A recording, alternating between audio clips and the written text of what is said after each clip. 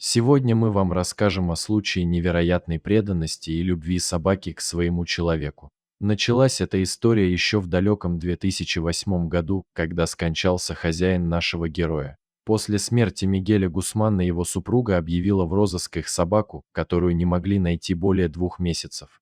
Женщина была уверена, что капитан, так звали пса, просто убежал из дома от тоски по своему хозяину. Но в один день вдова обнаружила пса, посетив могилу мужа. Жена и сын покойного Мигеля не единожды пытались увести пса обратно домой, но пес всячески вырывался и отказывался куда-либо уезжать. Несколько попыток силой увести капитана домой заканчивались тем, что наш герой убегал и возвращался обратно на кладбище, к могиле своего хозяина. И в конечном итоге его семья приняла решение питомца и его выбор, продолжив посещать собаку на кладбище и кормить его там.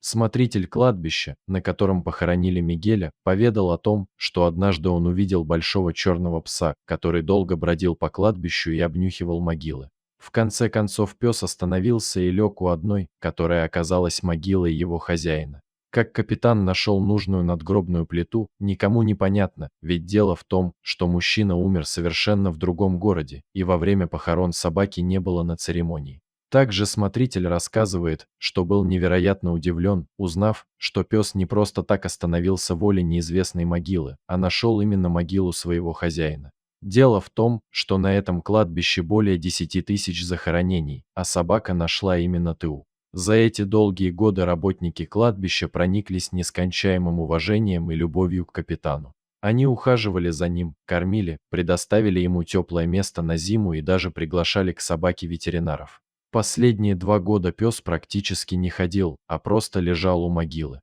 Он был уже очень старым, но так и не покинул своего умершего хозяина больше, чем на несколько часов. Как говорят работники кладбища, пес возвращался туда каждый день и провел на этой могиле большую часть своей жизни. Подобные случаи в очередной раз дают понять нам, насколько собаки бывают лучше нас, людей. И что мы должны испытывать к этим созданиям намного больше чувства уважения, чем мы можем себе представить.